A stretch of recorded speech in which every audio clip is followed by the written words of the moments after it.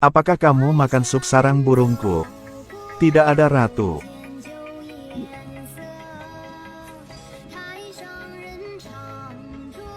Itu karena aku terlalu lapar. Aku tidak bermaksud demikian. Keluarkan dan potong kepalanya. Jangan ratu, saya masih punya bayi. Bawa semua anaknya ke sini. Aku suka makan katak rebus. Semakin aku suka makan hotpot katak. Ratu Merah memiliki kepala yang aneh dan temperamen yang tidak biasa. Adik perempuannya, Ratu Putih, sangat lembut dan baik hati. Sebenarnya ketika dia masih muda, Ratu Merah jauh lebih manis daripada Ratu Putih. Jadi mengapa hal ini terjadi? Semuanya dimulai dari masa kanak-kanak. Satu hari, Ratu Putih rakus memakan kue buah dengan kikup. Remah-remah di seluruh lantai. Karena takut ibu mengetahuinya. Jadi dia menendang remah-remah di bawah tempat tidur kaknya. Ratu Merah mengetahuinya dan melaporkannya kepada ibunya. Ratu marah dan bertanya apakah Ratu Merah akhirnya makan remah-remah di bawah tempat tidurmu. Teriak Ratu Merah. Meminta adiknya untuk mengatakan yang sebenarnya. Tapi Ratu Putih tetap bersikeras itu bukan karena dia makan. Sang ibu mempercayai suara lemah Ratu Putih. Ia sama sekali tidak mempercayai Ratu Merah. Setelah disalahkan, dia lari kesakitan. Dan tanpa sengaja jatuh dan kepalanya terbentur patung batu. Seluruh patung batu raksasa terguncang. Tetapi karena pembengkakan setelah musim gugur ini, hidupnya berubah total. Sejak itu, dia tidak bisa tumbuh lebih tinggi lagi. Kepala semakin besar dan besar.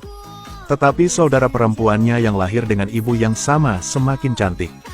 Segera saatnya untuk memberikan tahta.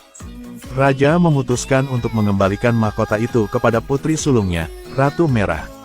Pada penobatan Raja baru, Hathor mengambil mahkota dan meletakkannya di atas kepala Ratu Merah. Namun tidak peduli bagaimana pembuat mahkota menyesuaikan sudutnya. Dia tetap tidak bisa memasang mahkota di kepalanya. Tidak ada cara lain. Kepala Ratu sangat besar. Pada akhirnya, orang yang membuat mahkota itu menggunakan seluruh kekuatannya untuk mendorong mahkota itu ke bawah. Mahkota telah pecah berkeping-keping. Ini langsung membuat orang tertawa. Tidak ada yang peduli dengan perasaannya. Teriak Ratu Merah. Dia akan menjahit mulut semua orang. Memenggal kepala semua orang yang berani menertawakannya. Lihat apakah kalian dapat terus tertawa. Raja berkata dia terlalu kejam. Tidak bisa menjadi ratu. Jadi dia mengumumkan bahwa tahta akan diwariskan kepada adiknya, Ratu Putih. Ratu Merah mengira semua orang tidak menyukainya. Semua orang selalu menyukai Ratu Putih yang lembut dan cantik. Dia berteriak kesakitan, kemarahannya mencapai puncaknya. Kepalanya terus membesar. Karena untuk melampiaskan amarahnya, Ratu Merah membakar istana dengan naganya sendiri. Dan pergi ke tempat lain dan membangun kerajaannya sendiri. Karena itulah kebencian antara kedua saudara perempuan itu muncul. Di papan catur 1000 tahun, Ratu Merah dan Putih harus mengirim masing-masing satu prajurit untuk bertarung demi mereka. Ratu Putih ingin mengalahkan naga Ratu Merah. Dia harus menemukan seorang gadis bernama Alice. Alice sedang dilamar oleh seorang pria sekarang. Melihat keengganannya, jelas bahwa ini adalah perjodohan. Pada saat ini, satu kelinci menarik perhatian Alice. Dia mengikuti kelinci ke pohon besar. Lihat lubang besar di batang pohon. Dia tidak hati-hati dan jatuh ke dalam lubang. Musim gugur yang panjang telah berakhir. Alice pergi ke ruang rahasia. Dia melihat sebotol air di atas meja. Ada juga pesan di atasnya yang mengingatkannya untuk meminumnya. Alice meminumnya tanpa berpikir. Tubuhnya mulai menyusut segera. Alice menyusut melalui pintu kecil ke dunia magis. Di sini dia bertemu dengan sekelompok makhluk aneh. Ada kelinci yang memakai rok mawar dengan wajah manusia. Orang memiliki kepala besar dan tidak memiliki leher. Ada banyak binatang yang bisa berbicara. Mereka membawa Alice untuk menemukan cacing hijau. Itulah peramal dari dunia di bawah ini. Dari kitab nubuatan di tangannya, Alice akan mengambil pedang dan membunuh naga Ratu Merah. Alice mengira dia sedang bermimpi. Dia mencubit dirinya sendiri, tetapi masih tidak bisa keluar dari mimpi ini. Pada saat itu, monster berbulu dan tentara menyerbu masuk, menyerang semua orang. Segera Alice terpojok juga. Saat itu seorang gadis tikus pemberani dengan pedang muncul, dan berlari melewati kepala monster berbulu itu.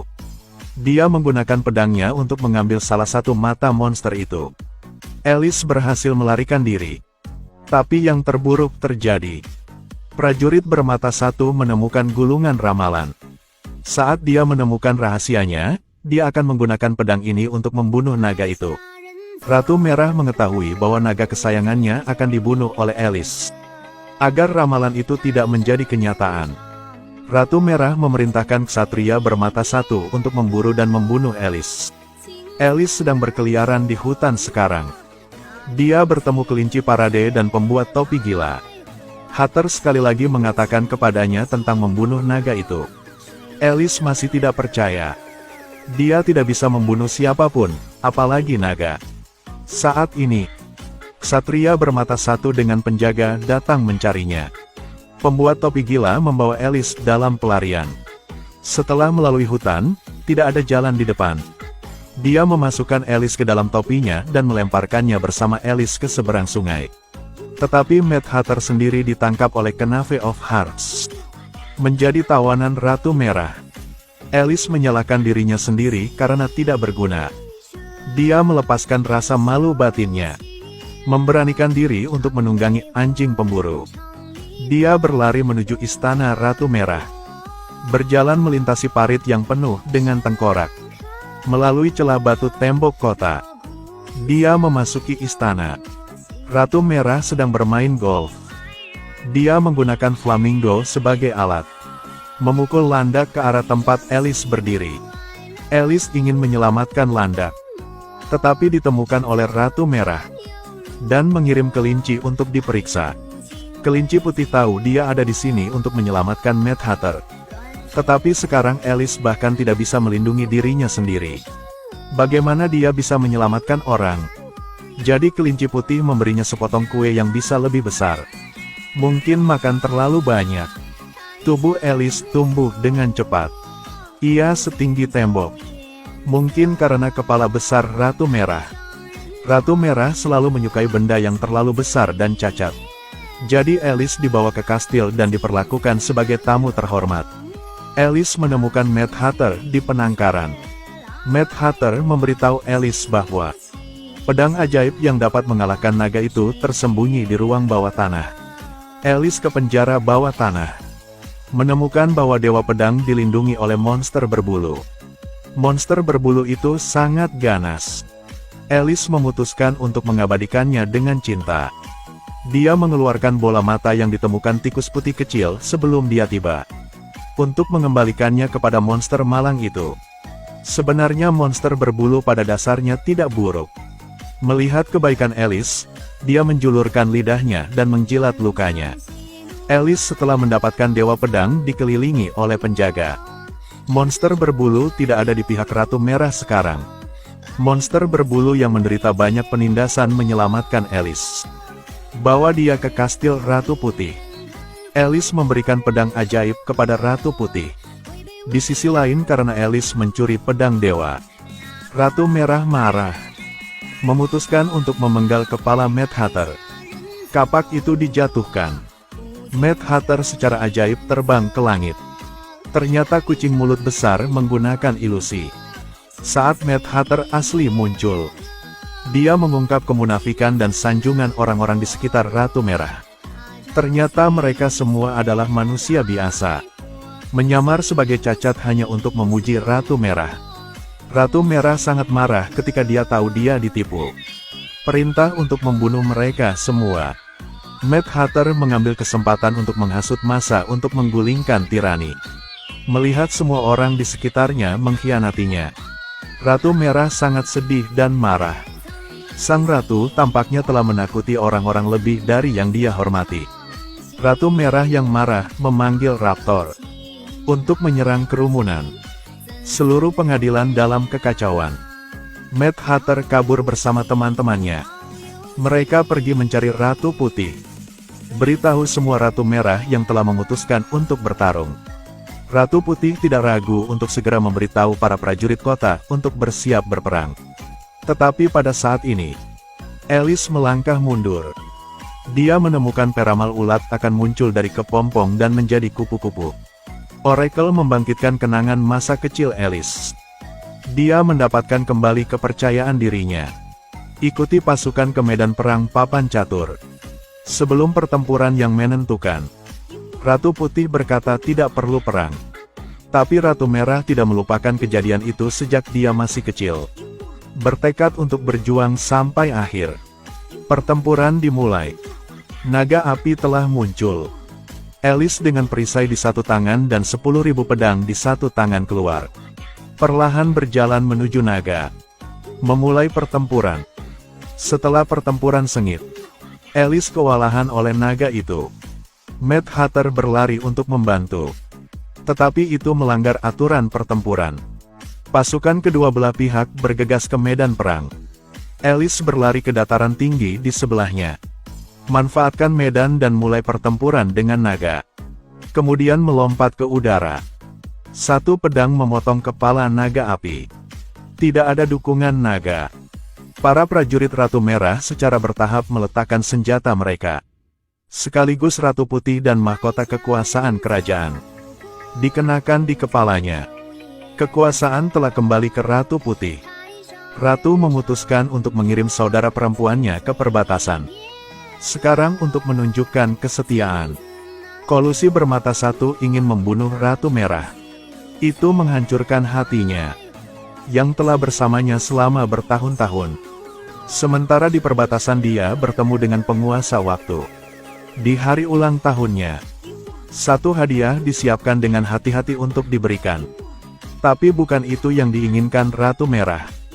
Dia menginginkan bola penguasa waktu. Dengan itu Anda dapat melakukan perjalanan melalui ruang dan waktu. Menulis ulang sejarah dan memerintah kerajaan lagi. Dia akhirnya mendapatkannya. Kemudian mereka mengirim untuk menangkap Ratu Putih. Tapi kemana mereka berdua pergi? Ini bukan tentang menulis ulang sejarah permainan catur. Itu adalah hari Ratu Putih memakan kue buah ketika mereka masih kecil. Di celah pintu mereka dapat dengan jelas melihat dialog dengan ibu mereka ketika mereka masih kecil. Sang ibu bertanya siapa yang memakan kue itu. Ratu Merah ingin 4 orang saling berhadapan. Tak bisa, Kak. Bohong.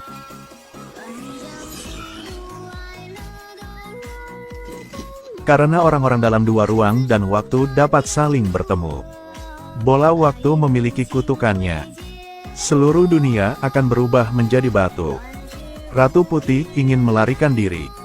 Tetapi ketika dia melihat saudara perempuannya membantu, dia ragu-ragu dan membawanya pergi. Segala sesuatu yang membantu menyebar lebih cepat.